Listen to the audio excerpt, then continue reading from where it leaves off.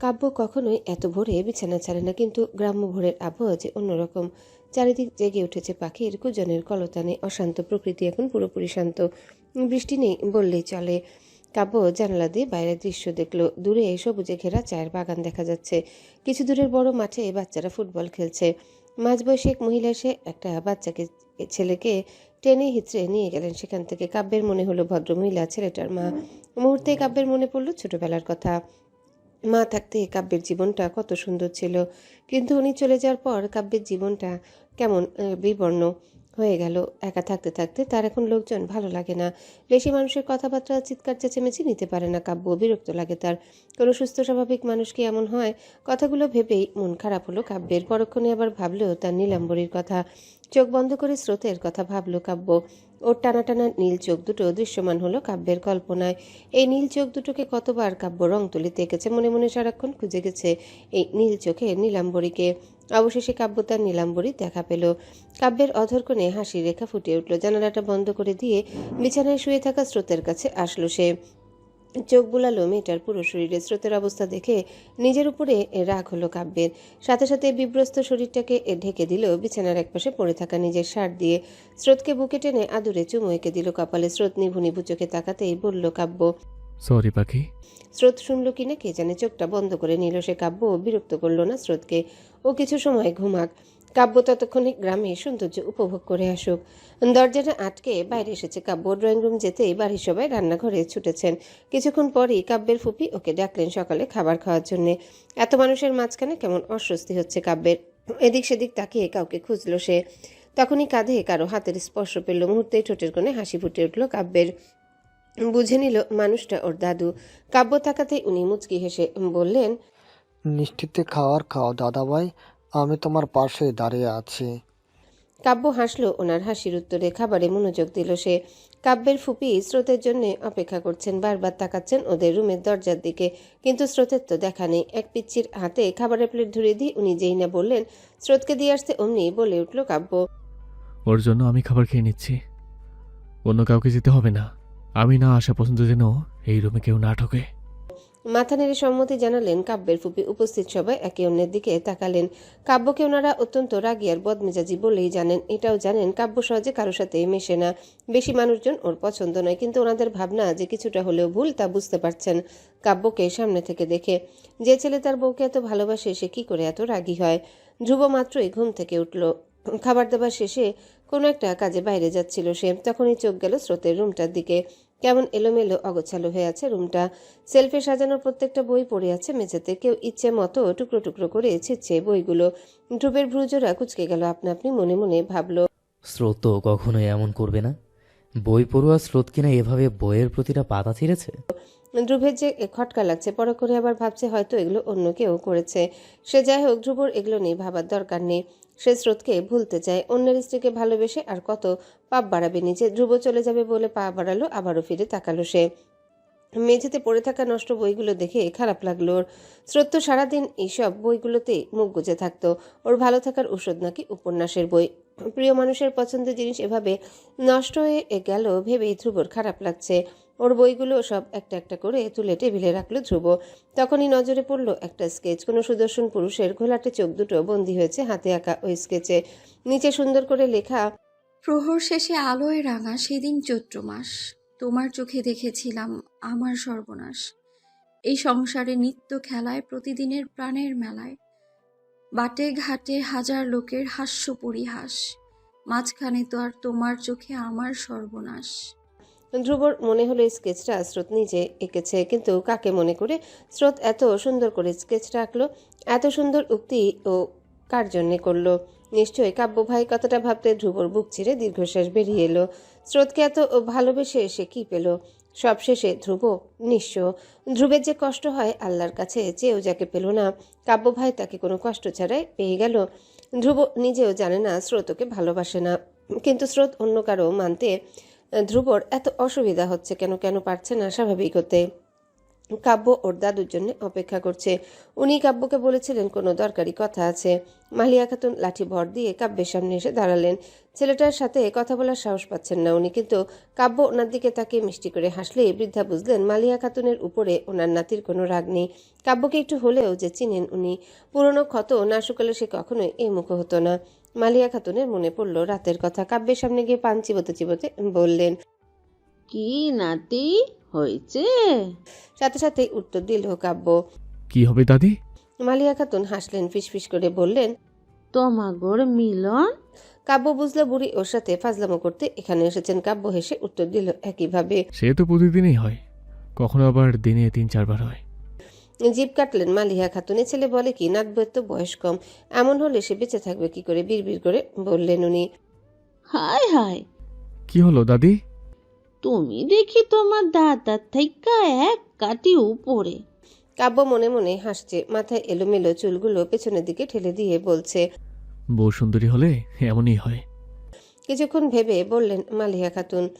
হ্যাঁ, তোমার বউ আবার মেলা সুন্দর। কাব্যের ঠোঁটের হাসি চওড়া হলো। কানে আসলো আব্দুর রউফ তালুকদারের কণ্ঠ। উনি ডেকে বললেন কাব্যকে।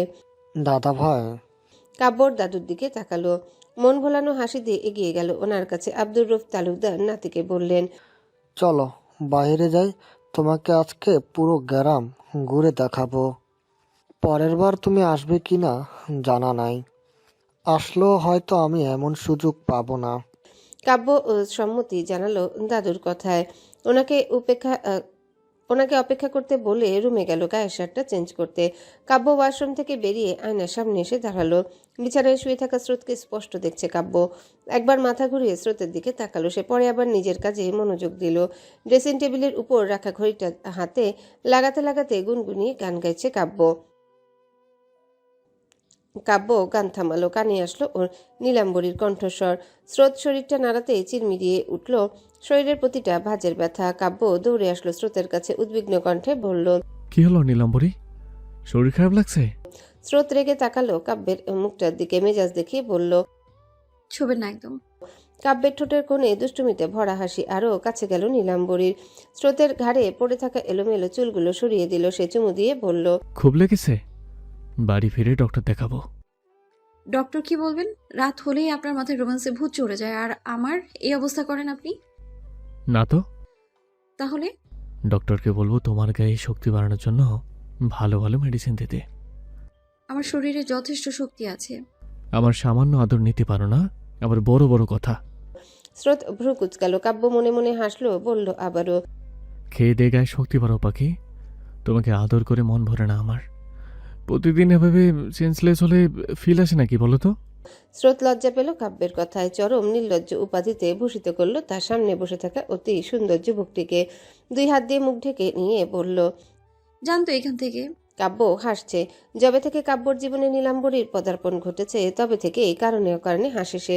মাঝে মধ্যে নিজেই অবাক হয় কাব্য, যে কাব্য কোনো মেয়ের দিকে তাকাতো না পর্যন্ত, সেই ওর থেকে বয়সে এতটা ছোট একটা মেয়ের জন্যে এমন পাগল।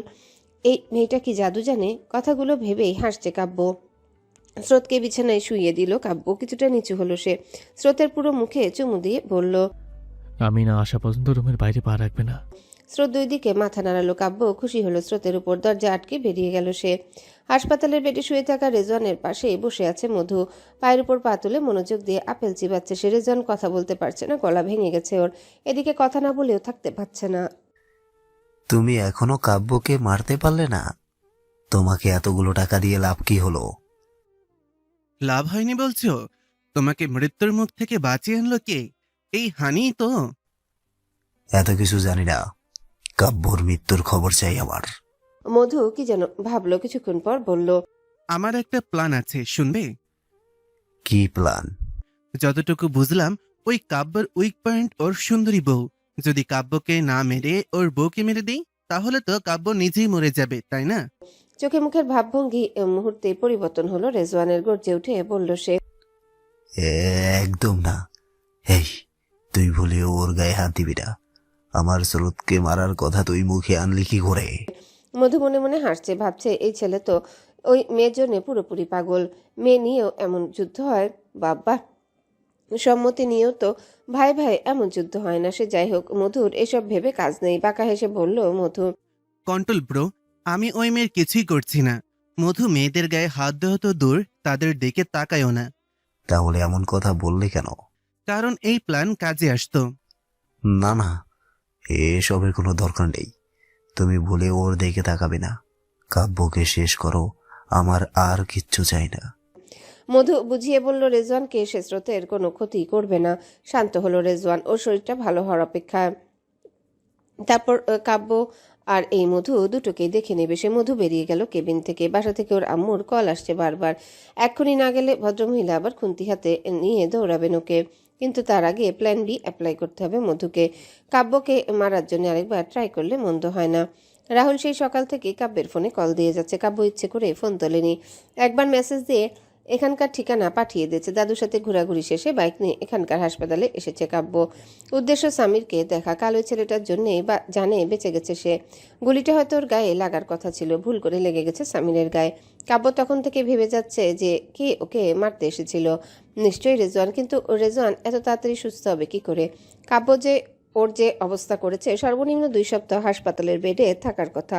তবুও কাব্যের মন মানছে না। হাসপাতালের করিডোরে হাঁটতে হাঁটতে কাব্য ফোন দিল কাউকে।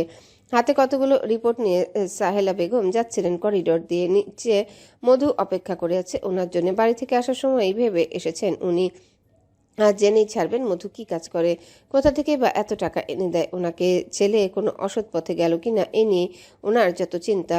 হাঁটতে গিয়ে অসাবধানতায় কারোর সাথে ধাক্কা লাগলো সাহেলা বেগমের।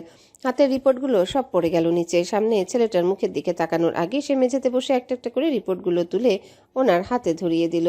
মনোযোগ ওর ফোনে কথা বলে। সাহেলা বেগম আর তাকালেন না ছেলেটার দিকে। মনে মনে ভাবলেন ছেলেটা বেশ অভদ্র। একবার সরি পর্যন্ত বলল না সে। ওনার রিপোর্টগুলো হাতে নিয়ে চলে যাচ্ছিলেন উনি। কাব্য ততক্ষণে অনেক দূর চলে গেছে। সাহেলা বেগমের কি যেন হলো, ফিরে তাকালেন আবারও। ছেলেটার উচ্চতা, স্বাস্থ্য সবটাই দিব্যের মতো। সাহেলা বেগমের বারবার মনে হচ্ছে এই ছেলে ওনার অতি পরিচিত কেউ। পরক্ষণে আবার ভাবছেন উনি ভুল। কিন্তু ছেলেটার মুখটা দেখার জন্য মনটা কেমন আকুপাকু করছে ওনার। কেন এমন হচ্ছে উনি নিজেও জানে না। ড্রাইভিং সিটে বসে আছে রাহুল, পাশের সিটে দোয়েল, আর পেছনের সিটে ধ্রুব, তাহিয়া, দীপ্ত। ধ্রুবের মেজাজ খারাপ, ও আসতে চায়নি এদের সাথে। দোয়েল আর রাহুল জোরাজোরি করে নিয়ে আসলো। রাহুল যখন দোয়েলকে বলল সিলেট যেতে, সাথে সাথে না করে দিয়েছিল সে। পরে আবার বলল কাব্য নাকি বলেছে সবাইকে নিয়ে যেতে। সাথে সাথে লাফিয়ে উঠেছে দীপ্ত।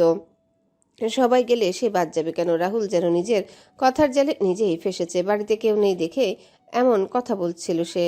ভালো করে জানে কাব্যের কথা বললে দোয়েল রাজি হবে ওর সাথে আসতে। কিন্তু কোথা থেকে তখনই দীপ্ত বেরিয়ে এলো হই হুল্লোড় করে। সবাইকে জানিয়ে দিল বিষয়টা।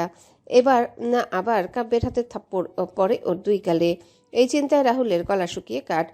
সামিরকে দেখে এসেছে কাব্য। ও এখন পুরোপুরি সুস্থ। কালই তালুকদার বাড়ির লোকজন এসে নিয়ে যাবেন ওকে। কাল সারা রাত কাব্যের ফুপা আর বাড়ির 2-1 জন ছিলেন এখানে। কাব্যকে ওনারাই বললেন বাড়ি ফিরতে। ওনারা আছেন। কাব্য বাইকে বসে আছে, মাথায় হেলমেট, পরনে হালকা ধূসর রঙের জিপার জ্যাকেট। তালুকদার বাড়ি যাওয়ার রাস্তাটা কেমন শুনশান নিরিবিলি। শহর থেকে অনেকটাই দূরে হওয়ার হয়তো এমন পরিবেশ। তবে এই রাস্তাটা যেমনই হোক, গ্রামের দৃশ্যগুলো চোখে লেগে থাকার মতো, যে কারো মন খারাপ দূর করতে সক্ষম এই সুন্দর পরিবেশ। কাব্য মাঝ রাস্তায় বাইকটা দাঁড় করিয়েছে। আশেপাশে তাকিয়ে কল দিয়েছে রাহুলের ফোনে। ও কত দূর আসলো জানতে এই অসময়ে কল দিল ওকে। রাহুল সাথে সাথে কলটা রিসিভ করলো। কাব্য ওকে বলে দিচ্ছিল কোন দিকে আসতে হবে। আচমকায় কেউ একজন এসে আঘাত করলো কাব্যের মাথায়। ক্ষতস্থানে আবার আঘাত পেতেই গলগল করে রক্ত বের হলো। কাব্যের হাতের ফোনটা মাটিতে পড়ে গেল মুহূর্তেই। 2 হাত দিয়ে মাথা চেপে ধরল সে। অসহ্য যন্ত্রণায় চোখ মুখ কুচকে নিল সহসায়। কাব্যের পিছনে দাঁড়িয়ে থাকা ছেলেটা মধু, ওর ঠোঁটের কোণে বাঁকা হাসি খেলা করছে। জায়গা মতো আঘাত করেছে দেখে মনে মনে আনন্দ পাচ্ছে সে। এখন একটাই কাজ, মাটিতে পড়ে ছটফট করতে থাকা। এই কাব্যের উপর দিয়ে মধির গাড়িটা চলে গেলে খারাপ হবে না। কাব্য কোনো মতে তাকিয়েছিল পেছনের মানুষটাকে দেখবে বলে। তখনই মধুর সাথে ছেলেটা এসে ওর হাত টেনে নিয়ে গেল সেখান থেকে। কাব্য দেখলো না ছেলেটাকে। কাব্যের প্রচণ্ড রাগ হচ্ছে, সাথে হচ্ছে কৌতূহল। এই ছেলেটাকে কেনই বা বারবার আক্রমণ করছে ওকে, সবটা জানতেই হবে কাব্যকে। কাব্য উঠে দাঁড়ালো। কিছু দূর এগোতেই মাথাটা ভনভন করে ঘুরতে শুরু করলো। টাল সামলাতে না পেরে পড়ে গেল মাটিতে। কাব্যের পরনে থাকা ধূসর রঙের জ্যাকেটটা রক্তে ভিজে লাল হয়ে গেছে। শরীরের সবটুকু শক্তি যেন হারিয়েছে সে। মতো বিরক্ত হলো ছেলেটার কাজ যে।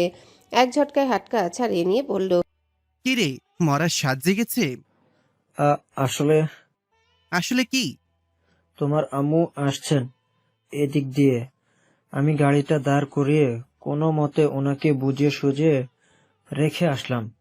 মধু চরম বিস্মিত হয়ে বলল, কি কোথায় আমার দিকে কেন আসবে? ছেলেটা মধুকে নিয়ে গেল ওর আম্মুর কাছে। সাহেলা বেগম সিএনজি থেকে নেমে রক্তচক্ষু নিয়ে তাকিয়ে আছেন ছেলের দিকে। সামনে দাঁড়িয়ে থাকা সাহেলা বেগমকে দেখে চোখ দুটো বড় বড় করে তাকিয়ে আছে মধু। কথা বলতে চেয়েও পারছে না সে। কথাগুলো কেমন দলা পাকিয়ে আসছে, গলায় আটকে আসছে। কোনোভাবে যদি সাহেলা বেগম বুঝে যান মধু কি কাজ করে তাহলে কি হবে বুঝতে পারছে সে। মধু নিজেকে সামলায়, ভয় ভয় বলে, আসলে আম্মু। আসলে কি? মধু আশেপাশে তাকালো। ওর পাশে দাঁড়িয়ে থাকা ছেলেটাকে দেখেই বুদ্ধি এলো মাথায়। ছেলেটাকে জাপটে ধরে কান্না করতে করতে বলল, ওই যে দেখছো জাফর, ওর দাদু মারা গেছেন আম্মু। মানুষটা আমাকে খুব ভালোবাসতেন, তাই তো শেষ দেখা দেখে আসলাম। জাফর ছেলেটা হা করে চেয়ে রইল। মধু কি বলছে কিছুই যেন মাথায় ঢুকছে না তার। ওর দাদু তো সেই কবেই মারা গেছেন।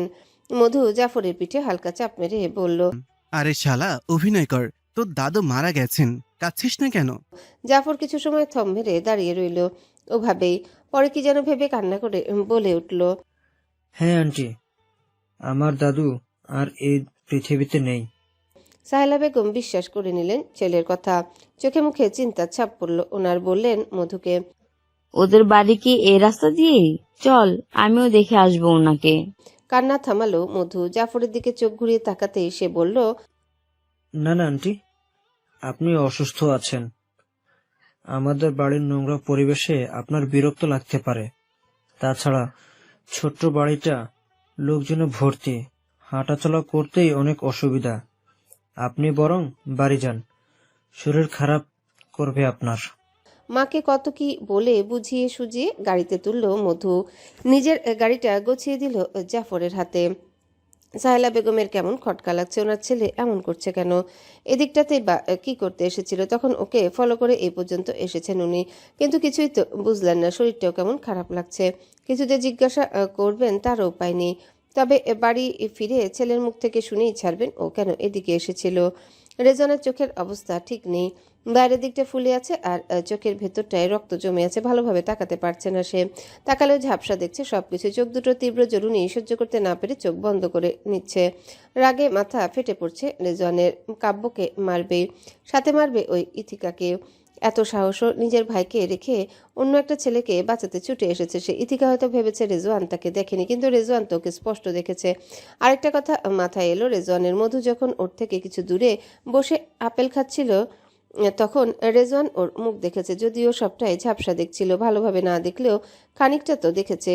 সেটা থেকে অনুমান করলো মধু আর কাব্যের মধ্যে কোনো সংযোগ আছে। তখন কেন যেন বারবার মনে হচ্ছিল মধু নয় কাব্যই বসে আছে ওর কেবিনে, ওরই সামনে। কেন মনে হচ্ছিল এমন? কাব্য আর মধুর মধ্যে কি কোনো সম্পর্ক আছে নাকি সে ভুল দেখেছে? রেজন কোনোভাবে তার হিসাব মিলাতে পারছে না, সব যেন গুলিয়ে যাচ্ছে। চোখটা ঠিক হলে সবার আগে সে মধুর মুখটাই দেখবে। রেজন নিশ্চিত হতে চেয়ে সে আদৌ ঠিক দেখছে না ভুল। হঠাৎ আকাশ ডেকে বৃষ্টি শুরু হয়েছে। ঘন কালো মেঘ ঢেকে গেছে আসমান। প্রকৃতি জানান দিচ্ছে দিনের শেষ আর রাতে শুরু হয়েছে এই সময়টাতে। অনেকটা রাস্তা চলে এসেছে রাহুলরা। কাব্যের ফোনে কল দিয়ে ওকে পাচ্ছে না কেউই। রাহুল যদিও একা যেতে পারবে, কিন্তু কাব্য হঠাৎ ফোন কেটে দিল কেন? ওভাবে চিৎকারি বা দিল কেন? কাব্য কোনো বিপদে পড়েনি তো? কথাটা মাথায় আসতেই চিন্তা হলো রাহুলের। মনে পড়ল তখন কাব্য বলেছিল ও রাস্তায় দাঁড়িয়ে আছে, রাহুল আসার পথে ওকে পাবে। সে কথাটা মাথায় নিয়ে আস্তে ধীরে গাড়ি চালালো রাহুল। আশেপাশে তাকিয়ে খোঁজার চেষ্টা করলো কাব্যকে, কিন্তু কোথাও তোকে পাচ্ছে না। আচমকায় চিৎকার দিয়ে বলে উঠল দীপ্ত, রাহুল ভাইয়া, গাড়ি থামাও, এক্ষুনি গাড়ি থামাও। রাহুল ব্রেক কষলো গাড়ির। চিন্তার ভাঁজ পড়ল চোখে মুখে। জিজ্ঞাসা করলো দীপ্তকে, কি হয়েছে দীপ্ত? একই প্রশ্ন করলো তাহিয়া, ধ্রুব আর দোয়েল। দীপ্ত ভয়ে ভয়ে বলল, ওইখানে দেখো, কাব্য ভাইয়ের বাইক পড়ে আছে, নিচে হয়তো ফোন পড়ে আছে, ফোনের রিংটোন স্পষ্ট শুনছে আমি, সব এখানে। তাহলে ভাইয়া কোথায়? রাহুলের ভেতরটা মোচড় দিয়ে উঠল, মনটা কচকচ করছে ওর। কাব্য কি তবে ঠিক নেই? কি হলো ওর? দীপ্তের কথা বাকিদের বিশ্বাস না হলেও রাহুলের বিশ্বাস হলো। মেঘ বৃষ্টির মধ্যে গাড়ি থেকে বের হলো সে। আশেপাশে তাকিয়ে খুঁজলো কাব্যকে। গলা ফাটিয়ে চিৎকার দিয়ে ডাকলো, কাব্য, কোথায় তুই? তুই কি কোনো বিপদে পড়েছিস? সাড়া দে আমাকে। কাব্য, তুই শুনতে পাচ্ছিস আমার কথা? রাহুল ডেকে যাচ্ছে কাব্যকে। এই বৃষ্টির দিনে অন্ধকারের মাঝে কোথায় খুঁজবে সে কাব্যকে? রাস্তার দুই পাশে বড় ক্ষেত, কাব্য পড়ে আছে ওখানে। শেষবার ওঠার চেষ্টা করেছিল সে, টাল সামলাতে না পেরে পড়ে গেছে ওখানে। তাছাড়া ওই গাড়িটা দ্রুত গতিতে ছুটে আসছিল ওর দিকে। নিচে না পড়লে হয়তো অনেক আগেই পৃথিবীর মায়া ত্যাগ করতো সে। কাব্যের পুরো শরীর ব্যথায় টনটন করছে, ওর হাত পায়ে আঘাত লেগেছে, মাথাটা এতটা যন্ত্রণা করছে মনে হচ্ছে দুই ভাগই হয়ে গেছে। গাড়ি থেকে নেমে সে সকলেই খুঁজে যাচ্ছে কাব্যকে। বৃষ্টির পানিতে ভিজে গেছে সবাই। ধ্রুব একটু পরই হাঁচি দিচ্ছে, চোখ দুটো লাল হয়ে গেছে ওর, তবুও সে খুঁজে চলেছে কাব্যকে। ধ্রুবর চোখে পড়ল কিছু একটা, দ্রুত ডেকে উঠল সে। ভাইয়া তুমি ঠিক আছো? আমার হাত ধরে ওঠো। কাব্য স্পষ্ট শুনছে ধ্রুবের কথা, রাহুলের ডাক। চোখ মেলে তাকিয়েছে সে, হাত বাড়িয়েছে ধ্রুবর হাত ধরবে বলে, কিন্তু গায়ে যে ওর শক্তি নেই। রাহুল তত সময় ছুটে এসেছে ওদের কাছে। কাব্যের এই অবস্থা দেখে মেয়েদের মতো কান্না করে দিয়েছে সে। কাব্যকে কোনো রকমে তুলে গাড়ি পর্যন্ত নিয়ে এলো রাহুল আর ধ্রুব। দীপ্ত আর দোয়েল দুজনেই ভয় পেয়ে গেছে কাব্য ভাইয়ের কি হলো, কিভাবেই বা হলো এসব। তাহিয়া আগের মতোই দাঁড়িয়ে আছে। ধ্রুব বিরক্ত হলো, মেজাজ দেখিয়ে বলল, কি হলো দানু? দেখ ভাইয়ার কি হয়েছে। দাঁড়িয়ে দাঁড়িয়ে মানুষের বিপদ দেখার জন্য ডাক্তারি পড়েছিস তুই? আমি প্রফেশনাল ডাক্তার হইনি ধ্রুব, পাগলের মতো কথা বলছিস কেন? ভাইয়ের যা অবস্থা, ওনাকে এক্ষুনি হাসপাতালে নিতে হবে। ধ্রুব রেগে তাকালো তাহিয়ার দিকে। তাহিয়া চোখ নামিয়ে নিল। তখনই এতজন মিলে হাসপাতালে যেতে সমস্যা হবে ভেবে তাহিয়া আর দীপ্তকে কাব্যের বাইকটা দিয়ে তালুকদার বাড়িতে রেখে আসার সিদ্ধান্ত নিল ধ্রুব। রাহুল আর দোয়েল মিলে কাব্যকে হাসপাতালে নিয়ে যাবে। রাহুলের মাথা ঘুরছে, কাব্যের এই অবস্থা হলো কি করে, কিছুই বুঝতে পারছে না সে। এই নির্জন রাস্তায় গাড়ি চলাচল নেই বললেই চলে। কাব্যের অ্যাক্সিডেন্ট হয়েছে এমনটা রাহুলের মনে হচ্ছে না। তবে কি হলো ওর? রাহুল ড্রাইভ করতে করতেই পাশের সিটে তাকালো। কাব্যের এই বিধ্বস্ত অবস্থা দেখে কান্না পাচ্ছে ওর, তবুও নিজেকে সামলে বলল। কাব্য, তুই শুনছিস আমার কথা? কাব্য নিবু নিবু চোখে তাকালো, অস্পষ্ট কণ্ঠে বলল, হুম। কিভাবে হলো এসব অ্যাক্সিডেন্ট? না। তাহলে? পিছনের সিটে বসে থাকা দোয়েল বিরক্ত হয়ে বলল। থামুন তো, ভাইয়া সুস্থ হলেই না হয় এসব জিজ্ঞেস করবেন। রাহুল চেঁচিয়ে বলে উঠল দোয়েলকে। চুপ। কাব্য আমার বেস্ট ফ্রেন্ড দোয়েল। আমার জানার অধিকার আছে ওর ভালো মন্দ সম্পর্কে। আপনার বেস্ট ফ্রেন্ড হওয়ার আগে উনি আমার ভাইয়া। এই সময় এত কথা বললে ক্ষতি হবে ভেবেই আমি চুপ করতে বলছি। রাহুল চুপ করে গেল, আবারও তাকালো কাব্যের দিকে। ইস, এখনো গালবে রক্ত পড়ছে ওর, মাথায় বোধহয় প্রচন্ড লেগেছে। মাথার আঘাতে চোখ মুখেও কেমন ফুলে গেছে। রাহুল কান্না করে দিল। ড্রাইভিং যে করবে হাতটাও চলছে না। রাহুল আবারও বলল, তুই একা আসলি কেন ভাই? আমাকে নিয়ে আসলে কি হতো? কাব্য কষ্ট করে চোখ মেলে তাকানোর চেষ্টা করলো। রাহুলের মেয়েদের মতো কান্না দেখে হাসি পাচ্ছে ওর। কাব্য যখন ধ্বংসের শেষ প্রান্তে, পারিবারিক ঝামেলা, মাকে হারানো, সব মিলিয়ে যখন সে একা হয়ে পড়েছিল, তখন ওর জীবনে আগমন ঘটেছিল রাহুল, স্নিগ্ধ আর লিয়ার। কাব্যের বিষণ্ণতার অবসান ঘটেছিল ওদের মাধ্যমেই। রক্তের সম্পর্ক না থাকার পরেও একে অপরের প্রতি অদ্ভুত টান ওদের। বন্ধুদের সাথে কাটানো মুহূর্তগুলো মনে করলো কাব্য। এত দুঃখের মধ্যেও মনটা কেমন খুশিতে মেতে উঠল তার। রাহুলের চিন্তা কমাতে বলল কাব্য, আমি ঠিক আছি রাহুল। বেশ, দেখতে পাচ্ছি। চুপ থাক। রাহুল চুপচাপ গাড়ি চালালো। মাথার যন্ত্রণায় মরে যেতে ইচ্ছা করছে কাব্যের। আপনা আপনি পানি বেয়ে পড়ছে চোখ থেকে, অথচ কাব্যের কান্নাকাটির অভ্যাস নেই। মাথার ব্যথায় হয়তো চোখ দিয়ে পানি পড়ছে। কাব্যের মাথায় আসলো স্রোতের কথা। কত সময় হলো নীলাম্বরীকে দেখেনি সে। ওর হাসির শব্দ কানে আসেনি অনেকক্ষণ। নীলাম্বরী কি করছে? কাব্যের বাড়ি ফিরতে দেরি হয়, নিশ্চয়ই ওর জন্য চিন্তা করছে। কাব্য কিছু সময় ভাবলো কথাগুলো, আস্তে করে বলল রাহুলকে। সরোজ যেন এসব না জানে রাহুল। দোয়েল পেছন থেকে বলল, জানবে না ভাইয়া, তুমি শান্ত হও। কাব্য চুপ করে গেল। তত সময় হসপিটালে এসে পৌঁছে গেছে ওরা। রাহুল দ্রুত ডাক্তার ডেকে আনলো। কাব্যকে নিয়ে যাওয়া হলো কেবিনে। স্রোত এখনো বাইরে পা রাখেনি। সকালের খাবারটা কাব্য রুমেই রেখে গিয়েছিল। পরে আবার ওর ফুপি এসে খাবার দিয়ে গেছেন। পুরো খাবারটা পড়ে আছে প্লেটে। স্রোতের মনটা কেমন করছে, বারবার মাথায় আসছে কাব্যের কথা। লোকটা গেল কোথায়? অর্ধ পরিচিত মানুষগুলোর কাছে ওকে একা ফেলে কোথায় গেল কাব্য ভাই? স্রোতের ভেতরটায় কেমন জ্বালা পোড়া করছে। বারবার মনে হচ্ছে কাব্য ভাই ঠিক নেই। স্রোত বিছানা থেকে উঠলো, পরনের জামা কাপড় ঠিক করে নিয়ে আয়নার সামনে গেল। মাথা এটা শাড়ির আঁচল দিয়ে ঢেকে ছোট ছোট পা ফেলে বাইরে গেল সে। দরজার সামনে তখন পায়চারি করছিলেন আব্দুর রউফ তালুকদার। অপেক্ষা করছিলেন কাব্যের জন্য। ছেলেটা কোথায় গেল, আসছে না কেন এখনো? বাড়ির পুরুষগুলোকে ডেকে আনলেন আব্দুর রউফ তালুকদার। খোঁজ নিতে বললেন কাব্যের। স্রোত সবটাই দেখলো। দাদুর কাছে এসে চিন্তিত কণ্ঠে বলল, কি হয়েছে দাদু? আপনার নাতি কোথায়? উনি আসছেন না কেন এখনো? চিন্তা হলো আব্দুর রউফ তালুকদার স্বাভাবিক থাকলেন। স্রোতকে বুঝিয়ে বললেন, চলে আসবো না তো বউ, তুমি এত চিন্তা করো না। কাব্যের ফুপি তখন স্রোতের পাশটায় এসে বললেন, বৌমা, তুমি রুমে যাও, কাব্য তোমাকে রুম থেকে বেরোতে বারণ করছে। স্রোত ওপর নিচ মাথা নাড়িয়ে চলে যাচ্ছিল নিজের রুমে, তখনই কানে আসলো পরিচিত কণ্ঠস্বর। দরজার দিকে তাকাতে দীপ্ত, ধ্রুব আর তাহিয়াকে দেখতে পেল সে। ধ্রুব দীপ্তকে এবারই সবাই চেনে, ওরা বেশ কয়েকবার এখানে এসেছে। সাথের অপরিচিত মেয়েটাকে দেখে বুঝে নিল সে এবারই ছোট নাতবউ। আব্দুর রফ তালুকদার সহ বাড়ির বাকিরা খুশি হলেন ওদের দেখে, কিন্তু মনে মনে যে ওনারা চিন্তা করছেন কাব্যের জন্যে। দীপ্ত সবার সামনেই ছুটে এলো স্রোতের কাছে, কান্না করতে করতে বলছে, শ্রোতাপু, তুমি জানো কাব্য ভাইয়া? ধ্রুব ছুটে এসে ধমক দিয়ে বলল দীপ্তকে। দীপ্ত, চুপ কর। কাব্যের নামটা শুনে চিন্তা হলো স্রোতের, প্রশ্ন করলো সে। চুপ করবে কেন? কি হয়েছে? কি হয়েছে বলো আমায়। কিছু হয়নি স্রোত, তুই শান্ত হ। সবার কথার মাঝখানে ফোন এলো কাব্যের দাদুর কাছে। ফোনটা কানে নিতেই কিছু শুনলেন। ভয় আর চিন্তায় বুকের ব্যথা বাড়ল ওনার। বুকে হাত দিয়ে ধপ করে বসে পড়লেন চেয়ারে। সবাই ওনার কাছে গিয়ে কি হয়েছে জিজ্ঞাসা করলে বললেন, আহ আহ আমার কাব্যের কি হয়েছে? ও হসপিটালে কেন? আমাকে নিয়ে চলো ওর কাছে। ধ্রুব তখন চাপে পড়ে সবাইকে সবটা জানালো। স্রোতের মাথাটা কেমন করছে, সোজা হয়ে দাঁড়ানোর শক্তি নেই ওর মধ্যে। একসাথে এত ধাক্কা নিতে পারছে না স্রোত। মাথাটা কেমন ঘুরছে ওর, চারিদিক অন্ধকার লাগছে। স্রোত পড়ে যেতে নিলে ধ্রুব ওকে ধরে নিল, সান্ত্বনা দিয়ে বলল, স্রোত, শান্ত হ, ভাই আর কিছুই হবে না। আমি তোকে এখনই নিয়ে যাব হাসপাতালে। স্রোতকে সোফায় বসিয়ে ধ্রুব আহিয়া ওদের জন্য ঠিক করে রাখা রুমে গেল। গায়ের ভিজে জামা কাপড়গুলো চেঞ্জ করা দরকার। দীপ্তকে ওর ফুপি নিয়ে গেলেন নিজের সাথে। সামিরের শার্ট প্যান্ট বের করে পরে নিতে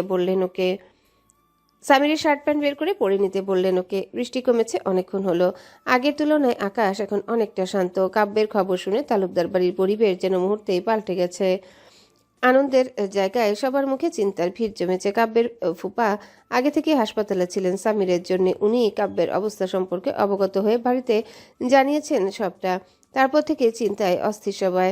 বাড়ির গাড়ি নিয়ে হাসপাতালে এসেছেন সকলে। স্রোতকে নিয়ে এসেছে ধ্রুব নিজে। সবাইকে ফেলে রেখেই স্রোত দৌড়ে কাব্যের কেবিনে গেছে। ডক্টর আর নার্সরা তখন ওখানেই ছিলেন। ট্রিটমেন্টের মাঝখানে বাইরের লোক চলে আসায় বিরক্ত হলেন তারা। একজন নার্স ধমকে সরে বললেন, দেখছেন না ট্রিটমেন্ট চলছে, বের হন এখান থেকে। স্রোত পাত্তা দিল না ভদ্রমহিলার কথায়। আহিয়া এসে ওকে নিয়ে যেতে চাইলেও শুনল না স্রোত। আগের মতোই দাঁড়িয়ে রইল সে। সকলের বাধা নিষেধ উপেক্ষা করে কিছুটা এগিয়ে এলো স্রোত। কাঁপা কাঁপা হাতে কাব্যের হাতটা স্পর্শ করলো, নিজেকে কোনো মতে সামলালো, কান্না আটকে রেখে বলল, কাব্য ভাই শুনছেন? দেখুন আমি এসেছি, আপনার নীলাম্বরী এসেছে। সারাদিন একবার। স্রোত ভালোভাবে কথা বলতে পারছে না, কথাগুলো কেমন আটকে আসছে। নিঃশ্বাস নিচ্ছে অনেক কষ্টে, মনে হচ্ছে কেউ দুহাত দিয়ে গলা টিপে ধরেছে ওর। কথা অমান্য করায় নার্সটা রেগে গেল। আবারও কিছু বলতে নিলে সিনিয়র ডাক্তার হাত উঁচিয়ে থামতে বললেন ওনাকে। ভদ্রমহিলা থেমে গেলেন। স্রোত আবারও বলল, কাব্য ভাই সারাদিন না। কাব্য নিভু নিভু চোখে তাকালো। মুহূর্তে স্রোত ভেঙে পড়ল কান্নায়। কাব্য দেখার আগে হাতের উল্টো পিঠ দিয়ে মুছে নিল চোখের পানি। ডাক্তার বললেন, ম্যাম, আপনি বরং যান, পরে এসে দেখা করবেন। স্রোত তাকিয়ে রইল কাব্যের মুখ পানে। কত কিছু বলে নিজের মনকে বোঝালো সে। বেরিয়ে যাবে বলে পা বাড়ালে টান পড়ল শাড়ির আঁচলে। দ্রুত ঘুরে তাকালো স্রোত, দেখলো একজোড়া ঘোলাটে চোখের মাতাল করা চাহনি। স্রোত কাব্যের কাছে এগিয়ে এলো, কান্না আটকে রাখতে ব্যর্থ হলো সে। স্রোত বসলো কাব্যের পাশে, ওর হাতটা নিয়ে নিজের গালে স্পর্শ করালো। কান্না করতে করতে বলল, কি হয়েছে আপনার? কাব্যের ভেতরটায় কষ্ট হচ্ছে। বুকের বাঁ পাশটায় চিনচিন ব্যথা সৃষ্টি হলো নীলাম্বরীর কান্নার শব্দে। নীলাম্বরীর চোখের পানি যে সহ্য হচ্ছে না তার। কাব্য স্রোতের হাতটা ওর বুকে এনে রাখলো, নিজেকে সামলে বলল, আমি ঠিক আছি নীলাম্বরী, কাঁদবে না, একদম না। কান্নার বেগ বাড়ল স্রোতের। মানুষটার চোখ মুখের দিকে তাকালেই যে ভেতরের কষ্ট হচ্ছে তার। কণ্ডনত অবস্থাতেই বলল সে, আপনি ঠিক নেই একদম। স্রোত বাচ্চাদের মতো কান্না করছে, কাঁদতে কাঁদতে হেঁচকি তুলছে মেয়ে। কাব্য দেখছে সবটাই। ওর হাত পায়ের ব্যথা, মাথার যন্ত্রণা সব উপেক্ষা করে নীলাম্বরীকে দেখতে ব্যস্ত সে।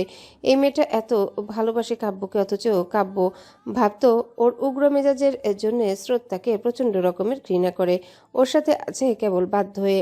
কিন্তু কাব্য যে ভুল, কবে থেকে এই অষ্টাদশী মেয়েটা এত পাগল হলো ওর জন্যে। কাব্যের যে আনন্দ হচ্ছে, কেউ তাকে কেউ তো তাকে ভালোবাসে, তারও এখন পিছু টান আছে। কাব্য স্রোতকে কাছে ডাকলো। ও কাছে যেতে চোখের পানি মুছে দিয়ে বলল, আমার কিছু হয়নি নীলাম্বরী, আমি এত সহজে তোমাকে ছাড়ছি না। আল্লাহ ছাড়ার কারো ক্ষমতা নেই কাব্যকে নীলাম্বরীর কাছ থেকে আলাদা করার। কাব্য কিছুটা ঠিক হয়েছে, ওর ঘুম প্রয়োজন, বেড রেস্টে থাকা দরকার এই ভেবে ডাক্তার নার্সরা কিছু বলতে চাচ্ছিলেন। কাব্যের হাত উঁচিয়ে ওনাদের থামতে বলল, চোখের ইশারায় বেরিয়ে যেতে বলল রুম থেকে। ডাক্তার অবাক চোখে তাকালেন কাব্যের দিকে। ছেলেটার মাথায় কেবল ব্যান্ডেজ বাঁধা হয়েছে, হাত থেকে এখনো রক্ত ঝরছে, ওর আরও ট্রিটমেন্টের প্রয়োজন। সে কিনা বলছে ওনাদের চলে যেতে। ডাক্তার ভেবেচিন্তে বললেন, আপনি অসুস্থ, বিশ্রাম প্রয়োজন ম্যাম। আপনি আপাতত যান, পরে আবার আসবেন না হয়। স্রোতেরও মনে হলো কাব্যের বিশ্রাম প্রয়োজন। ও উঠে দাঁড়ালো, সাথে সাথেই বলে উঠল কাব্য। আপনারা যান, ও আমার কাছে থাকবে। ডাক্তাররা দাঁড়িয়ে রইলেন। ওনাদের কর্তব্য রোগীর প্রপার ট্রিটমেন্ট করা, এভাবে মাঝপথে চলে যাবেন কি করে? কাব্য মনোযোগ অন্য সব কিছু থেকে সরিয়ে পর্যবেক্ষণ করলো নীলাম্বরীকে। ওর সাজ পোশাক দেখে রাগ হলো কাব্যের। মেয়েটার পরনে শাড়ি কেমন এলোমেলো হয়ে আছে, মাথার লম্বা চুলগুলো খুলে রেখেছে, কান্না করেছে, তাও কত মোহনীয় লাগছে। কিছু সময়ের জন্য প্রেয়সীর এই মোহনীয়তায় বিভোর হলো কাব্য। পরক্ষণে আবার মনে পড়ল এখানে কাব্যস্রোত ছাড়াও অন্য কেউ আছে। কাব্য একবার পাশ ফিরে তাকালো। ওরই বয়সী এক ডাক্তার, তার সাথে সিনিয়র আরেক ডাক্তার দাঁড়িয়ে আছেন কেবিনে। তারা তাকিয়ে আছেন স্রোতের দিকে।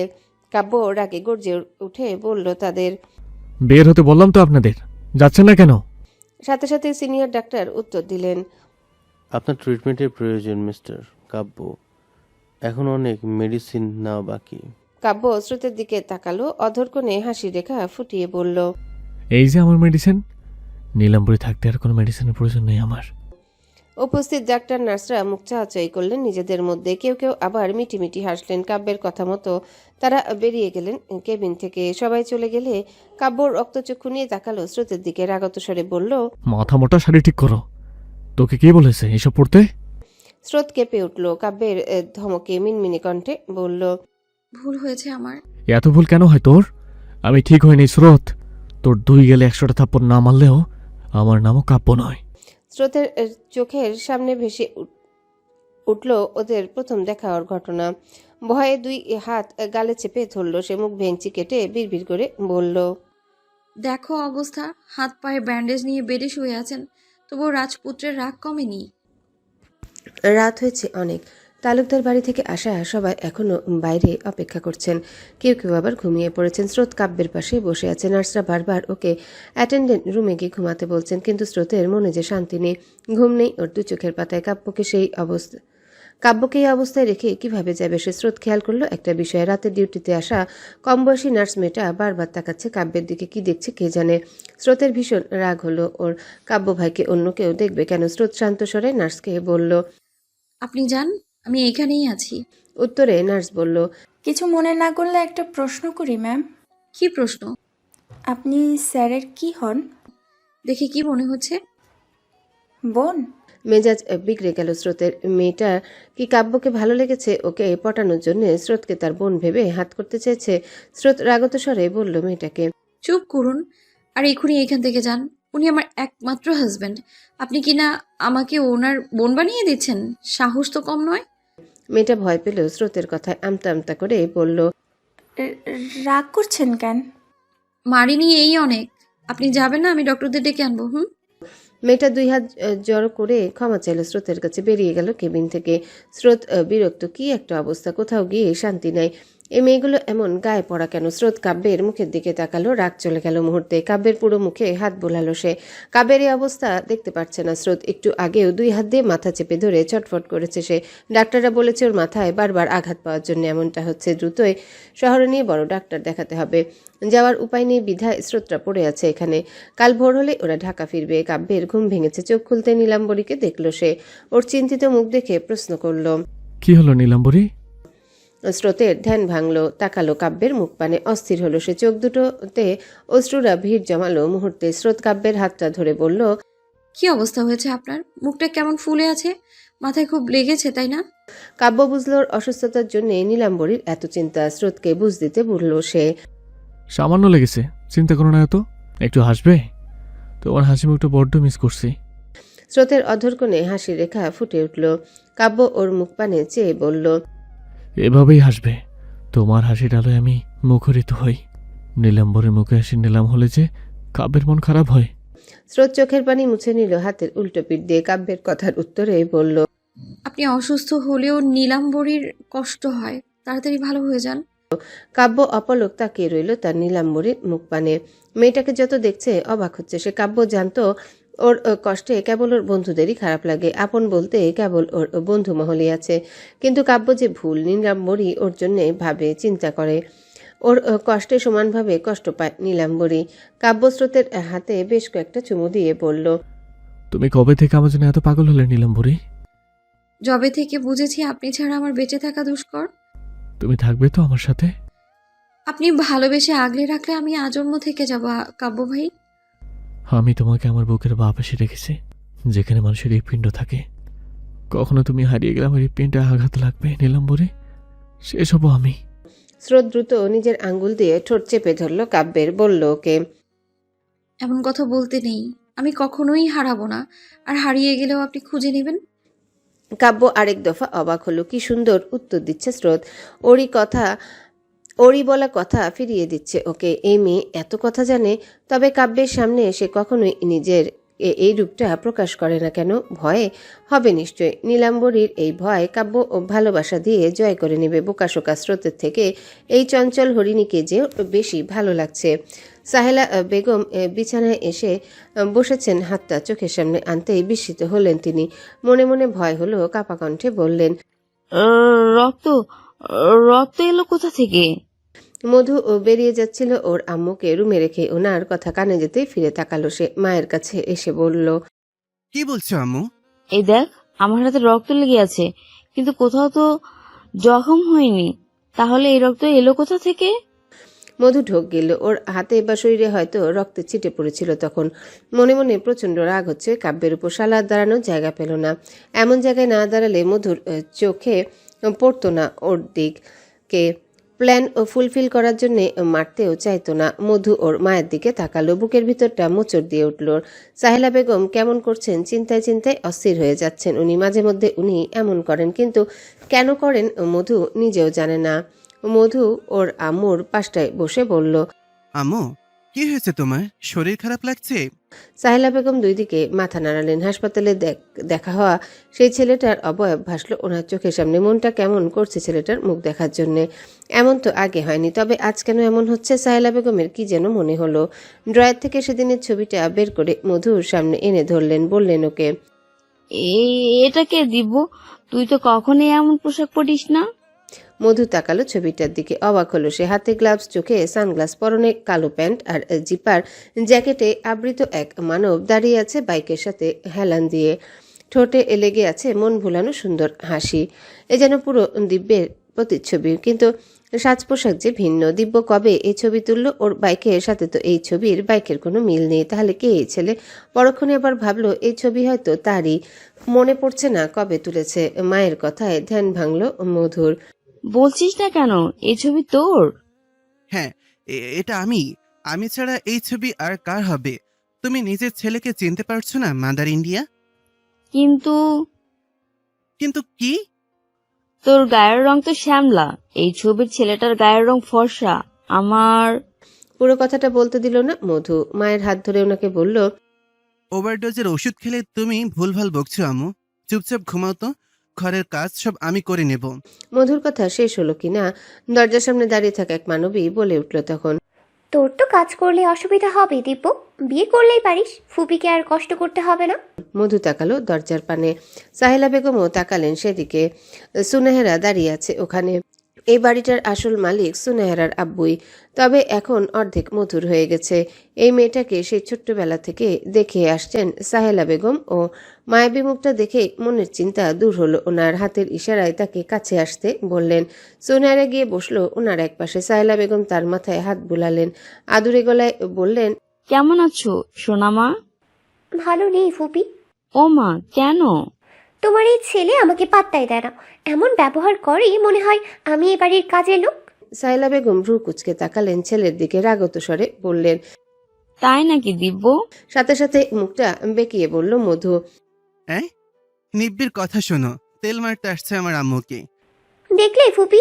কাঁদো কাঁদো মুখ করে বলল সুনেহরা। সাহেলা বেগম উত্তরে দিব্যকে ধমক দিয়ে বললেন, দিব্য, বুঝে শুনে কথা বলবে, ও তোমার হবু বউ। রাগে কপালে ভাঁজ পড়ল মধুর, বিড়বিড় করে বলল, বিষ খেয়ে মরে যাব, তবুও ওই জল্লাদ মেয়েকে বিয়ে করব না আমি। নিজের কথা শেষ করেই সাহেলা বেগম বেরিয়ে গেলেন রুম থেকে। মধুও চলে গেল তার নিজের রুমে। পিছু পিছু গেল সুনেহরা নিজেও। আয়নার সামনে দাঁড়িয়ে থাকা মধুর সামনে গিয়ে দাঁড়ালো সুনেহরা। মধু বিরক্ত হলো, রেগে বলল, কি হলো, শরীর দেখাচ্ছিস আমাকে? এসবে আমার কোনো ইন্টারেস্ট নেই। সত্যিই নেই? মধু অন্যদিকে তাকিয়ে হুঙ্কার ছেড়ে বলল, না, নেই, সামনে থেকে সর। সুনেহরা ওর হাত রাখলো মধুর বুকে, কিছুটা এগিয়ে গিয়ে বলল, তাহলে একবার তাকা আমার দিকে। বেশি হচ্ছে এবার, যাবি তুই?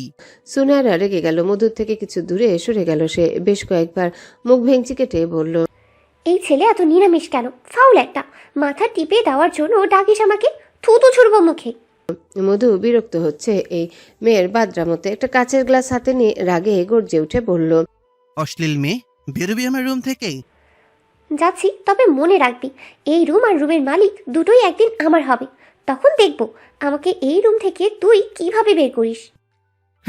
স্বপ্নে হবে, বাস্তবেই হবে। তোর জীবনটাকে আমি নিজ হাতে তেনা তেনা বানাবো। মধু ভ্রুকুচকে তাকালো সুনেহরার দিকে। চেহারায় ওর প্রচন্ড রাগ, চোখ দুটো লাল হয়ে আছে। সুনেহরা পরোয়া করলো না এসবের। মুখ ভেঙচি কেটে চলে গেল মধুর রুম থেকে। সুনেহরার যাওয়ার পানে তাকে রেগে মেগে বলল মধু, শালি কোথাকার, এক পয়সার দাম দেই না, আবার বউ হবে আমার। রেজওয়ানের ফোনে কেউ মেসেজ পাঠিয়েছে। ওর চোখ খুলে তাকানোর সাধ্য নেই। পাশে রেজওয়ানের আম্মু দাঁড়িয়ে। রেজওয়ান ওর আম্মুকে বলল, কে মেসেজ করেছে? নাম বলো তো আম্মু। রেজওয়ানের আম্মু ফোনটা হাতে তুললেন। কি মেসেজ এসেছে না দেখেই বললেন, এই মধুটাকে। দপ করে উঠে বসলো রেজওয়ান।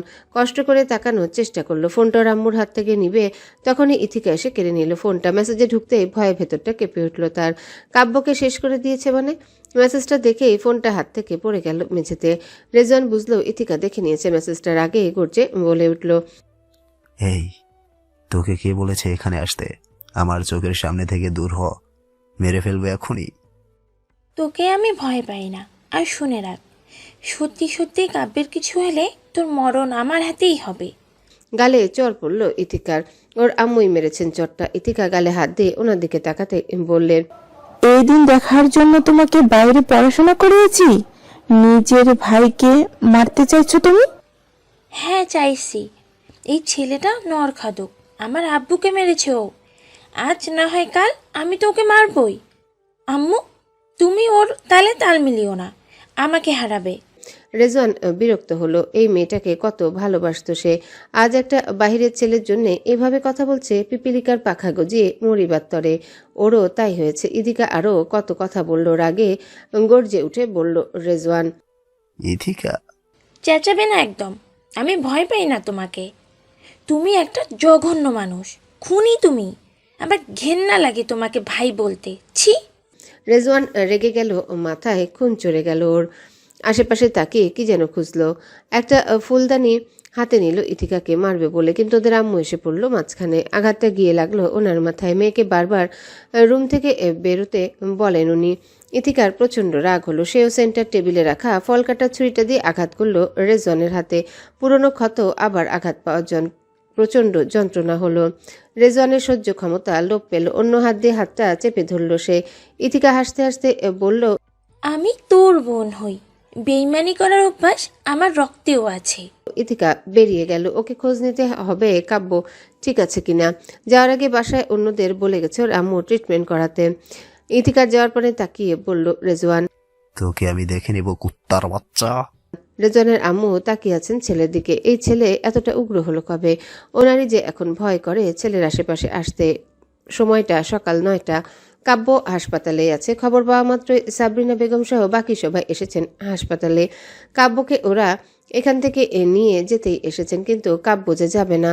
ওর দাদুর মুখটার দিকে তাকালেই মায়া হচ্ছে। মানুষটা সেই সকাল থেকে বসে আছেন ওর পাশে। বারবার নিজেকে দোষারোপ করছেন আর বলছেন উনি কাব্যকে এখানে না আসতে বললে এত কিছু হতো না। প্রথমে সামিরের হাতে গুলি লাগলো, তারপর কাব্যের অ্যাক্সিডেন্ট। সবকিছু ভেবে অনুশোচনায় ভুগছেন আব্দুর রউফ তালুকদার। কাব্য ওর দাদুকে শান্ত হতে বলেছে, এও বলেছে অসাবধানতায় অ্যাক্সিডেন্টটা হয়েছে, ভুলটা ওরই। কিন্তু কাব্য তো জানে প্রথম থেকে এখন পর্যন্ত কিছুই অ্যাক্সিডেন্টলি হয়নি, সবটা যেন প্রি প্ল্যান করা। স্রোত আসতেই আব্দুর রউফ তালুকদার হেসে বললেন কাব্যকে, ওই যে তোমার সকল অসুখের ঔষধ চলে এসেছে। এমন সুন্দরী বউ থাকতে সুস্থ হতে বেশি দিন লাগবে না। সুন্দরী বউ থাকতে নয় দাদু, বলো সুন্দরী বউয়ের আদর পেলে, কিন্তু এই নিরামিষ বউ তো আমার কাছে আসে না। একই তো হলো, যে লাউ সেই তো কদু। কাব্য হেসে উঠল দাদুর কথায়। উনিও হাসলেন নাতির হাসি দেখে। কাব্য স্রোতকে একা রেখে হাতের ওয়াকিং স্টিকে ভর দিয়ে বাইরে আসলেন আব্দুর রউফ তালুকদার। নিজের ছেলে বৌমাদের দেখে মুচকি হাসলেন তিনি। সাবরিনা বেগম আর ওনার যা সালাম করলেন শ্বশুরকে। ছেলেরা এগিয়ে আসতে চোখ মুখ কালো করে অন্যদিকে সরে গেলেন তিনি। দুই ভাই মুখ চাচই করলেন, বুঝে নিলেন বাবার রাগের কারণ। ওনারাও আর কথা বাড়ালেন না। স্রোত কাব্যের পাশটায় বসে আছে, পরনে এখন আর শাড়ি নেই, সুন্দর একটা 3 পিস সেট পড়েছে। কাব্য পা থেকে মাথা পর্যন্ত দেখলো স্রোতকে, মুখটা কেমন করে অন্যদিকে সরিয়ে নিল কাব্য। স্রোত ভাবলো কাব্যের শরীর খারাপ করছে, ওর গালে কপালে হাত দিয়ে বলল, কি হয়েছে, ডক্টরকে ডাকবো? না। তাহলে এমন কেন করছেন? তো শাস্তে কে বলেছে সুরত? সাজলাম কোথায়? কাব্য তাকালো স্রোতের মুখটার দিকে। সত্যিই তো সাজেনি সে, তবে এত সুন্দর লাগছে কেন? পরক্ষণে আবার বিড়বিড় করে আওড়ালো কাব্য, সাজা লাগে নাকি? আমার নীলাম্বরী তো এমনিতেই সুন্দর, কিন্তু আমি এমন করছি কেন? অন্যেরা শুনলে 18 বছর বয়সী নিব্বা প্রেমিক ভেবে ভুল করবে আমাকে। কাব্যকে এসব মানায় না, একদম না। কাব্যের কথা বলার ধরন দেখে স্রোতের ভয় হলো। ও সিনেমায় দেখেছে অ্যাক্সিডেন্টের পর নায়কদের মাথায় সমস্যা দেখা দেয়, নয়তো স্মৃতিশক্তি হারায়। কাব্য ভাইয়ের এমন কিছু হলো না তো? স্রোত কাঁদো কাঁদো মুখ করে বলল, কি বলছেন? মাথায় খুব লেগেছিল তাই না? আমাকে চিনতে পারছেন না? আমার জীবনটাও বাংলা সিনেমার মতো হয়ে যাবে নাকি? না না, এমনটা হলে চলবে না। আমি এখনই ডক্টর ডাকছি। কাব্যের চোখ মুখ শক্ত করলো স্রোতের কথায় তার এমন রিয়াকশন। স্রোতের হাত ধরে আটকে বলল সে, থাপ্পড় খাবি, 2 লাইন বেশি বুঝিস। স্রোত ড্যাব ড্যাব করে তাকিয়ে আছে কাব্যের দিকে। এই তো স্রোতের সে রাগী খরগোশ, অকারণে কিভাবে ধমকাচ্ছে তাকে। তার মানে স্রোত ভুল ভেবেছে, কাব্য স্মৃতি হারায়নি। তালুকদার বাড়িটা কেমন শান্ত হয়ে আছে। কাব্যের ফুপি আর ধ্রুব তাহিয়া ছাড়া বাড়িতে কেউই নেই। ধ্রুবের প্রচণ্ড জ্বর উঠেছে, হাসপাতালে যেতে চাইলেও তাহিয়া তাকে যেতে দেয়নি। ধ্রুব বিছানায় শুয়ে কাঁপছে, তাহিয়া মাত্রই চা নিয়ে আসলো ওর জন্যে। ধ্রুব শুয়ে থেকেই বলছে তাহিয়াকে, তানু শীত লাগছে খুব, ব্ল্যাঙ্কেট দে। কি বকছিস পাগলের মতো? 2টা ব্ল্যাঙ্কেট চাপানো তোর শরীরে, এখন কি বিছানার বেডশিট বালিশ সব তুলে তোর গায়ে দিব? ধ্রুব ও রেগে তাকালো তাহিয়ার দিকে, দাঁত চেপে বলল, তর্ক না করলে তোর পেটের ভাত হজম হয় না, যা বলেছি কর। আমি কি এখন ব্ল্যাঙ্কেট বানাবো? দরকার পড়লে বানাবি। তাহিয়া চুপ করে গেল। জ্বরে আবোল তাবোল বকছে এই ধ্রুব, ওই বা কি করবে? বাসায় থাকলে অন্য কথা ছিল। বেশ অনেকটা সময় পেরুলো। তাহিয়া বুঝলো ধ্রুব ঘুমিয়ে পড়েছে, নিশ্চিত হলো সে। রুমের আলো নিভিয়ে দিয়ে ধ্রুবের পাশটায় এসে ঘুমালো তাহিয়া নিজেও। তাহিয়ার চোখটা মাত্রই লেগেছিল। বক্ষদেশে পুরুষালী হাতের স্পর্শে কম্পিত হলো সে। পুরো শরীরে অদ্ভুত এক শিহরণ বয়ে গেল। তাহিয়া ঘুরে তাকানোর শক্তি পাচ্ছে না। ধ্রুবের প্রথম স্পর্শ এমন বেলাগাম হবে ভাবেনি সে। প্রথমে সবটা স্বাভাবিকভাবে নিয়েছেন তাহিয়া, কিন্তু হঠাৎই মাথায় আসলো ধ্রুব অসুস্থ, নিজের হুঁশে নেই সে। ওদের সম্পর্কটাও সে আগের মতোই আছে। ওদের এমন ভাঙাচোরা সম্পর্কে তো কাছাকাছি আসা বেমানান লাগছে। তাহিয়া চাইছে না অন্য কোনো অঘটন ঘটুক। ধ্রুবের হাতের স্পর্শ গভীর হচ্ছে, তাহিয়া নিতে পারছে না এসব, ঘামছে সে। ধ্রুবের হাতটা সরিয়ে দিয়ে তাহিয়া ওর থেকে কিছুটা দূরে সরে গেল। ফের একই কাজ করলো ধ্রুব। বিরক্ত হলো তাহিয়া, রেগে বলল ধ্রুবকে, ধ্রুব করছিসটা কি? ঘুম জড়ানো কণ্ঠে বলল ধ্রুব। হুশ, আমার ঘুম পেয়েছে তানু। ধ্রুবর এই কণ্ঠে যেন মাদকতা মিশে আছে। ওর বলা তানুর একটা তাহিয়ার কানে বাজছে বারবার। শুকনো ঢোক গিলল তাহিয়া, নিজেকে সামলে বলল, ঘুমা না ভাই, আমাকে জ্বালাচ্ছিস কেন?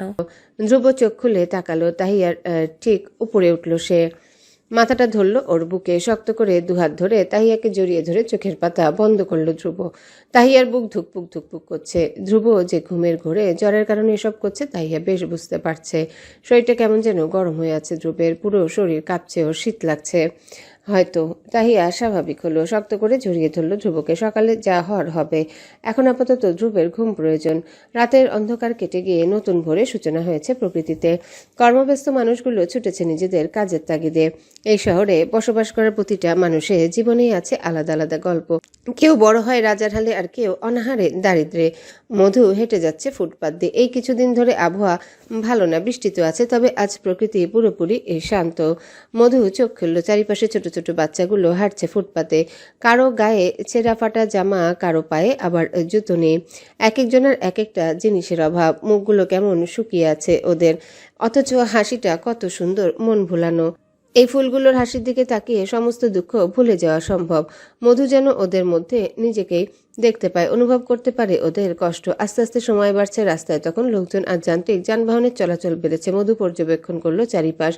বাচ্চাগুলো কারো হাতে খবরের কাগজ, কারো হাতে ফুলের মালা। গাড়ির সামনে গিয়ে অনুরোধ করছে ফুলগুলো কেনার জন্য। একটা বাচ্চা দৌড়ে এলো মধুর কাছে। মধু ভ্রু নাচিয়ে বলল, কি চাই? একটা ফুল নিবা ভাইয়া? টাটকা সুন্দর ফুল, মাত্রই বাগান থেকে তুলে এনেছি। দাম কত? 10 টাকা মাত্র। গাড়ির সামনে গিয়ে অনুরোধ করছে ফুলগুলো কেনার জন্য। একটা বাচ্চা দৌড়ে এলো মধুর কাছে। মধু ভ্রু নাচিয়ে পড়ল। মধু হাসলো, মানিব্যাগ থেকে একটা 500 টাকার নোট বের করে ছেলেটার হাতে ধরিয়ে দিল। তার থেকে একটা লাল গোলাপ আর সুন্দর বেলি ফুলের মালা নিল। ছেলেটার মুখ যেন ঢেকে গেছে ঘোর অন্ধকারে। মধুকে বলছে সে, কিন্তু এত টাকার বাংতি তো আমার কাছে নাই। রেখে দেই, আমি তোকে গিফট দিলাম। ছেলেটার কেমন অস্বস্তি হচ্ছে। টাকাটা ফিরিয়ে দিয়ে ফুলগুলো মধুকে রেখে দিতে বলল সে। মধু অবাক হলো, এইটুকু ছেলের এত আত্মসম্মান। মধু ছেলেটাকে বুঝিয়ে বলল কত কিছু। ছেলেটাও রাজি হলো তার থেকে টাকা নিতে। মধু 2 হাত বাড়িয়ে কাউকে ডাকতেই সবগুলো পথশিশু এসে জড়ো হলো ওর চারিপাশে। মধু হাসলো, সবগুলো বাচ্চাদের দিকে তাকিয়ে। কেউ একজনকে দূরে দাঁড়িয়ে থাকতে দেখে হাতের ইশারায় কাছে ডাকলো সে। ছেলেটা জাফর, যে সবসময় চিপকে থাকে মধুর সাথে। ওর হাতে কতগুলো চকলেটের বক্স। এগুলো সব মধু আনিয়েছে এই বাচ্চাদের জন্য। ওরা সবাই মধুকে ভালোভাবেই চেনে। এগুলো সব মধু আনিয়েছে এই বাচ্চাদের জন্য। ওরা সবাই মধুকে ভালোভাবে চিনে। রাস্তা দিয়ে গেলে ভাইয়া ভাইয়া করে দৌড়ে এসে জড়িয়ে ধরে ওকে। মধুর কেমন মায়া জন্মে গেছে বাচ্চাগুলোর প্রতি। তাই তো সবসময় এদিকে আসলেই কিছু না কিছু নিয়ে আসে ওদের জন্য। অফিসে যাচ্ছিল সুনেহরা। ও একটা ব্যাংকে ভালো পদে জব করে। রাস্তা পেরোবে তখনই চোখ পড়ল বাইকের সাথে হেলান দিয়ে দাঁড়িয়ে থাকা মধুর দিকে। মধু মুখে মাস্ক লাগানো, তবুও তাকে চিনতে অসুবিধা হয়নি সুনেহরার। মধুর হাতে থাকা ফুলগুলো দেখে কেমন লোভ জাগলো ওর মনে। ফুলগুলো নিশ্চয়ই ওর জন্য নেওয়া। সুনেহরার মনটা খুশিতে নেচে উঠল। নিজের কাজের কথা ভুলে এগিয়ে গেল মধুর কাছে। সুনেহরা হাতের ইশারায় জাফরকে চলে যেতে বলল। বাধ্য ছেলের মতো চলে গেল সে। মধু তখন মাস্ক খুলে সিগারেট হাতে নিয়ে মুখে পুড়তে যাচ্ছিল। সুনেহরা ওটা কেড়ে নিয়ে মাটিতে ফেলে দিল। মধু রেগে তাকালেই দেখলো দজ্জাল মেয়ে সুনেহরাকে। হ্যাঁ, মধুর ভাষায় সুনেহরা দজ্জালি, আবার চরম অশ্লীল। এই মেয়েটার কথাবার্তা, আচার আচরণ একদম অপছন্দ মধুর। সিগারেটটা ফেলে দেওয়ায় মধুর অনেক রাগ হয়েছে। কিছু বলতে নিলে সুনেহরা তার নরম সুন্দর হাতটা চেপে ধরে মধুর মুখে। কিছুটা এগিয়ে এসে বলে, এসব ছাইপাশ খেয়ে লাভ কি? সেই তো মরণ ব্যাধি বাঁধাবি। তার থেকে ভালো আমার লিপস্টিক মাখানো ঠোঁটে চুমু খা, ভিটামিন পাবি। মধু নিজের মুখের উপর থেকে সুনেহরার হাতটা সরিয়ে দিল। চেহারায় ওর রাগের আভাস। সে সংযত করলো নিজের রাগ। মাঝ রাস্তায় ঝামেলা বাঁধালে লোকে খারাপ ভাববে তাই। কিন্তু এই সুনেহরার প্রতি যে ওর রাগ হচ্ছে। দাঁত কিটমিটিয়ে বলল, ছি, অশ্লীল কোথাকার! তোকে বিয়ে করবে কি? কেন? আমার তো বিয়ে ঠিক হয়েই আছে। কার সাথে শুনি? কার মরণের চুলকানে উঠেছে তোরে বিয়ে করে জীবন নষ্ট করবে? হারিয়ার রোমান দিব্য নামের এক সুদর্শন মানবের। এই তো সে আমার সামনে দাঁড়িয়ে। মধু তেমন পাত্তা দিল না সুনেহরার কথার। বিড়বিড় করে বলল, পাগলের সুখ মনে মনে, ভেবেই শান্তি পা তুই। সুনেহরা শুনলো কিনা কে জানে, তবে সে মনোযোগ দিয়ে দেখলো লোকটাকে। মধু কিছু দূর গিয়ে আরেকটা সিগারেট হাতে নিয়ে আগুন ধরালো। আবারও একই কাজ করলো সুনেহরা। বিরক্ত হয়ে বলল মধু, যা তো, মাথা খাবি না আমার। মধু রাগের পরোয়া করে না সুনেহরা। এই ছেলেটা প্রচণ্ড রাগী সে জানে, তবে সুনেহরার উপরে সে কখনোই রাগ দেখায় না। মধু হয়তো অভ্যস্তর কাজে, তাই তো সুনেহরা এত সাহস পায়। সুনেহরার সামনে গিয়ে দাঁড়ালো। মধুর হাতে থাকা ফুলগুলো দেখিয়ে বলল, যাচ্ছি। তার আগে বল এই ফুলগুলো কার জন্য? মধু ওর হাতে থাকা ফুলগুলোর দিকে তাকিয়ে বলল, কি জানি। সুনেহরা ওর হাত বাড়িয়ে দিল মধুর দিকে। মিষ্টি হেসে বলল, আমার জন্য বলতে লজ্জা লাগছে? হাত বাড়ালাম, পরিয়ে দে। মধু তাকালো মেয়েটার দিকে, রেগে তাকালেও মেয়েটার হাসি মুখ দেখে সব রাগ ভুলে গেল সে। কি সুন্দর মন ভোলানো হাসি এই মানবীর, উজ্জ্বল শ্যামলা দেখতে মেয়েটাকে নীল রঙের শাড়িতে বেশ মানিয়েছে। কত মায়াবী দেখতে সে, কত সুন্দর তার করা আবদার। মধু যে না করতে পারল না সুনেহরাকে। এই মেয়েটা ওর সাথে যতই ঝগড়া ঝামেলা করুক, দিন শেষে এই মেয়েটার থেকে বেশি আর কেউ মধুকে নিয়ে ভাবে না। মধু ওর হাতে থাকা গোলাপটা গুজে দিল সুনেহরার কানের পাশে, বেলি ফুলের মালাটা যত্ন করে পরিয়ে দিল ওর হাতে। সুনেহরার চোখ মুখ আনন্দে উপচে পড়ছে। এই প্রথম ওর পছন্দের মানুষটা ওকে কিছু দিল, তাও এত ভালোবাসা নিয়ে। সুনেহরার যে স্বপ্নের মতো লাগছে সবটা। কাব্যর আজ ঢাকায় ব্যাক করবে, কিন্তু কাব্যের যে যেতে ইচ্ছা করছে না। ওর দাদুর মুখটার দিকে তাকালেই কেমন মায়া হচ্ছে। ভদ্রলোক নিজেকে দোষারোপ করে যাচ্ছেন সবকিছুর জন্যে। স্রোত এদিকে ভয় মরছে আবার কোনো অঘটন না ঘটে। আসার পর থেকে তো এটা সেটা হয়েই যাচ্ছে। ভয় হওয়ার যথেষ্ট কারণ আছে। কাব্যরা সবাই এখন তালুকদার বাড়িতে। ওই হসপিটালে থাকতে কাব্যর বিরক্ত লাগছিল, তাই ওকে বাড়িতে নিয়ে আসা হয়েছে। আশেপাশের অনেকে এসেছে ওকে দেখতে। সাবরিনা বেগম সহ বাকিরা বাড়ি যাওয়ার কথা বললেই কাব্য জানিয়েছে আর কিছুদিন এখানে থাকবে। কথাটা শুনে স্রোতের কপালে চিন্তার ভাঁজ পড়ল। গাল ফুলিয়ে সে তাকিয়ে রইল অন্যদিকে। কাব্য নিজের কাজে ব্যস্ত। রাহুলকে বলেছিল আসার আগে এই বাড়ির সবার জন্য গিফট নিয়ে আসতে। রাহুল শুনেছে কাব্যের কথা, সবার জন্য আলাদা আলাদা গিফট নিয়ে এসেছে সে। কাব্যের কথা মতো এক এক করে সবার হাতে গিফট তুলে দিল দোয়েল। বাড়ির মানুষজন সকলেই খুশি কাব্যের সুন্দর ব্যবহারে। সাবরিনা বেগম আর ওনার স্বামী সহ বাড়ির সবাই বেশ অবাক হয়েছেন। কাব্যকে যেন ওনারা নতুন রূপে দেখছেন। এখানে এসে কি কাব্যের এত পরিবর্তন, নাকি সবটাই স্রোতের ভালোবাসার ছোঁয়া? যেভাবেই হোক কাব্যের এই পরিবর্তন ওনাদের অনেক ভালো লাগছে। ছেলেটা তবে স্বাভাবিক হয়েছে। লোকজনের সমাগম অপছন্দ করা কাব্য এতগুলো মানুষের সাথে হাসি ঠাট্টা করছে।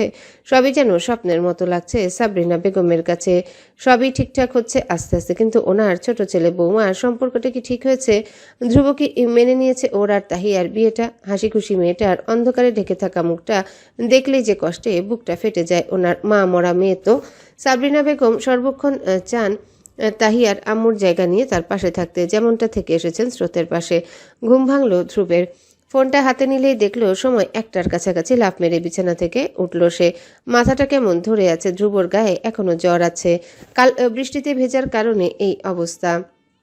ধ্রুব শুয়ে পড়ল। আবার পাশ ফিরে তাকাতেই দেখলো তাহিয়াকে। তাহিয়ার পরনে থাকা শাড়িটা পুরোপুরি এলোমেলো হয়ে আছে। শাড়ির আঁচল পড়ে আছে ধ্রুবর পিঠের নিচে। তাহিয়ার নগ্ন পিঠ স্পষ্ট দেখা যাচ্ছে। ব্লাউজের ফিতেটাও খুলে আছে। কেমন যেন অগোছালো হয়ে আছে সব। ধ্রুবের ভ্রম কাটলো।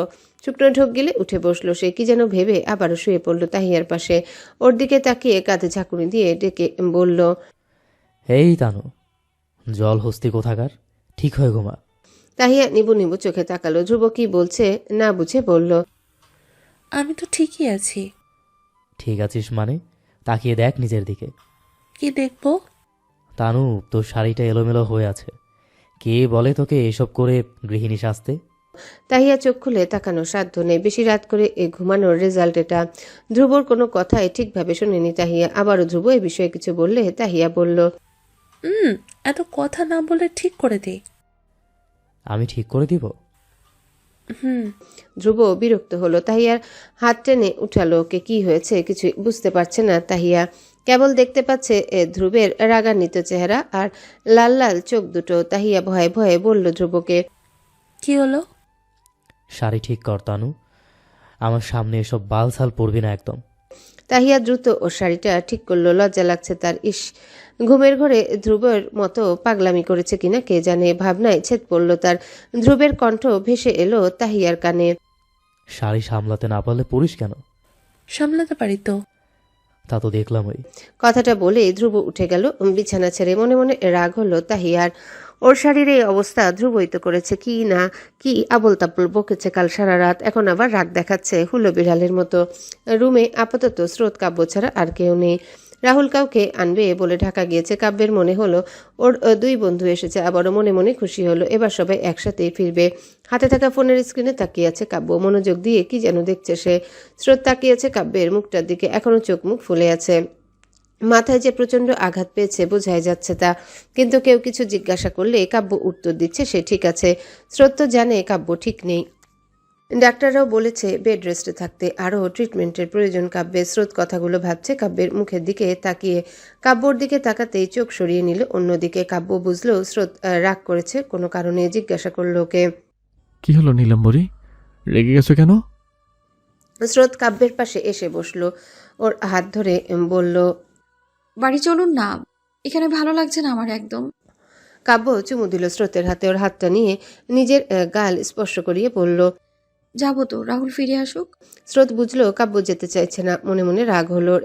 এখানে এসে কাব্য এমন করছে কেন? সে কি বুঝতে পারছেন এখানে থাকলে একের পর এক বিপদ আসবে? স্রোত চুপচাপ উঠে গেল, কাবার থেকে কাপড় বের করে চলে গেল ওয়াশরুমে। ওর একটা লম্বা শাওয়ার প্রয়োজন, সারা রাত না ঘুমিয়ে মাথাটা কেমন ঘুরছে। এদিকে কাব্যের অবস্থা দেখে ভেতরটায় অশান্তি হচ্ছে। রুমের দরজা আটকানোই ছিল, কাব্য তো অসুস্থ, হেঁটে বাথরুম পর্যন্ত আসবে না নিশ্চয়ই। এই ভেবেই ওয়াশরুমের দরজাটা খুলে রেখেছে স্রোত। গায়ে জামা কাপড় খুলে শাওয়ারের নিচে এসে দাঁড়িয়েছে স্রোত। পানি ছাড়বে তখনই কেউ হাত ধরে নিল ওর। স্রোত ঘুরে তাকাতেই দেখলো একজোড়া ঘোলাটে চোখে নেশা ধরানো চাহনি। কাব্য দাঁড়িয়ে আছে স্রোতের সামনে। বিছানা থেকে সে স্পষ্ট দেখেছে স্রোতকে। নিজেকে সামলাতে ব্যর্থ হলো কাব্য। প্রেয়সীর আবেদনময়ী শরীরটা কাছে ডাকলো ওরকে। কাব্য ছুটে আসলো নীলাম্বরীর কাছে, কাছে টেনে নীলাম্বরীর বিব্রস্ত শরীরটায় হাত বুলালো সে। পরম আবেশে চোখ বুঝলো স্রোত, মুখ গুজলো কাব্যের বুকে। বুকের ধুকপুকানি বাড়ল স্রোতের। কাব্য এই অবস্থায় উঠে আসবে ভাবনাতেও ছিল না তার। কাপা কাপা কণ্ঠে বলল স্রোত, উঠে আসলেন যে? দরজা খুলে রাখছো যে? ইনডিরেক্টলি তুমি তো আমাকে কাছে ডাকলে নীলাম্বরী। কথাটা বলতে বলতে স্রোতের গায়ে থাকা ইনারটা খুলে ফেললো। কাব্য স্পর্শ করলো আরো গভীরভাবে। স্রোত কাঁপছে। কাব্য তোকে প্রথমবার স্পর্শ করছে না, আগেও হয়েছে, তবুও কেন এমন অনুভূতি হচ্ছে স্রোতের? স্রোত কাব্যের গলা জড়িয়ে ধরেছে, ঘন ঘন শ্বাস ফেলে তাকিয়েছে ওর মুখ পানে। কাব্যের ঠোঁটের কোণে হাসি লেগে আছে। কাব্যের অবাধ্য নীলাম্বরী কতটা বাধ্য হয়ে গেছে। কাব্যের চোখের ইশারা বুঝে কাছে চলে আসে সে। অথচ আগে কিনা এই মেয়েটাকে একটা চুমু খেতে কত কিছু করা লাগতো কাব্যকে। স্রোত কাব্যকে পড়তে জানে না, মানুষটার চোখের দিকে তাকিয়েও মনের কথা বুঝতে পারল না সে। জিজ্ঞাসা করলো কাব্যকে, এত ভাবছেন যে? রুমে চলো। এভাবে? হ্যাঁ। স্রোত এক পাও নড়ল না। কাব্য অপেক্ষা করলো না রুমে যাওয়া। স্রোতের কাঁপতে থাকা গোলাপি ঠোঁট দুটো দখল করলো সে। গভীর চুম্বন এঁকে দিল ঘাড়ে।